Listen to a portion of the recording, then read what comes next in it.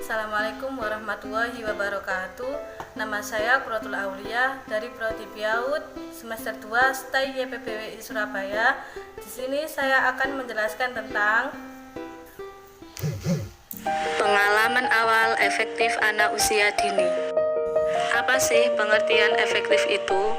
Efektif menurut KBBI adalah berkenaan dengan rasa takut dan cinta, perasaan dan emosi yang menuai pada kepribadian seseorang.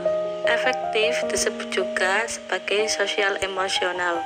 Menurut Harlock, gejala emosional pertama yang muncul adalah keterangsangan yang umum terhadap stimulus atau rangsangan yang kuat. Reaksi emosional ini memang belum tampak jelas sebagai reaksi emosi pada umumnya, tetapi hanya memberi kesan sederhana berupa kesenangan atau ketidaksenangan.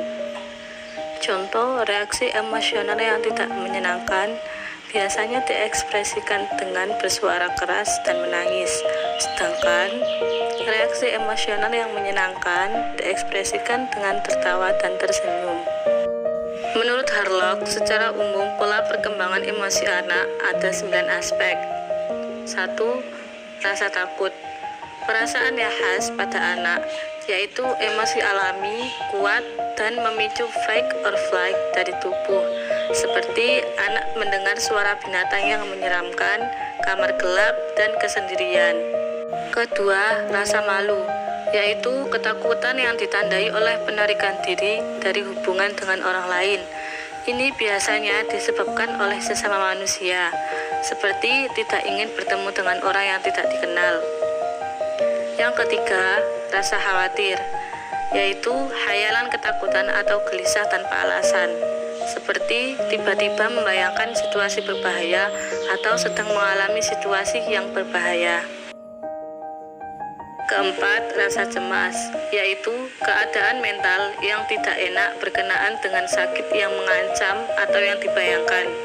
Ini biasanya ditandai dengan rasa kekhawatiran, ketidakenaan, dan prasangka yang tidak baik. Yang kelima, rasa marah, yaitu sikap penolakan yang kuat terhadap apa yang tidak ia sukai.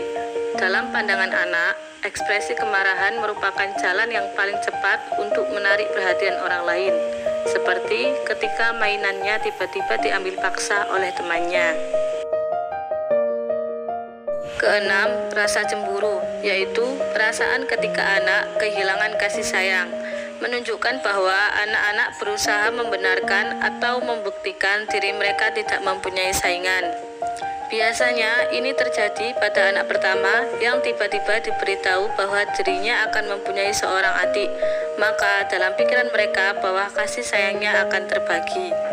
Yang ketujuh, rasa duka cita, yaitu suatu kesengsaraan emosional atau trauma psikis yang disebabkan oleh hilangnya suatu yang dicintai.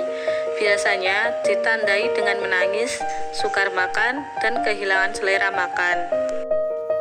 Yang kedelapan, rasa ingin tahu, yaitu naluri ingin tahu dan menaruh minat terhadap segala sesuatu di lingkungannya. Diekspresikan dengan mengerutkan dahi dan membuka mulut atau bertanya. Dan yang terakhir, rasa kegembiraan atau senang, yaitu emosi bahagia berasal dari fisik yang sehat, seperti bermain permainan yang mengasyikkan.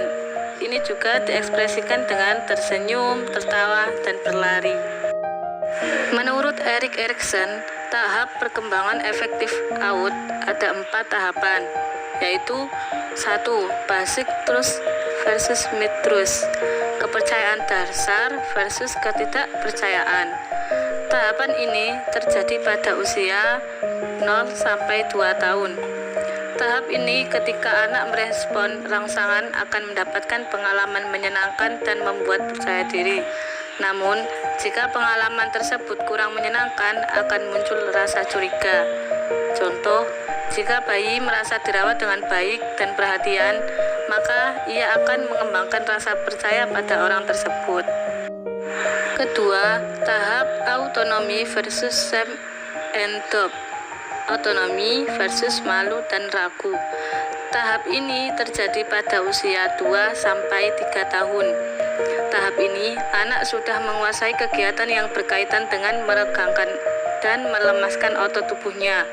Masa ini, jika anak mampu menguasai anggota tubuhnya, dapat memunculkan rasa otonomi.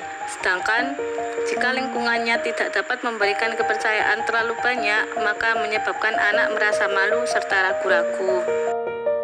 Yang ketiga, tahap initiatif versus guilt, prakarsa versus kesalahan.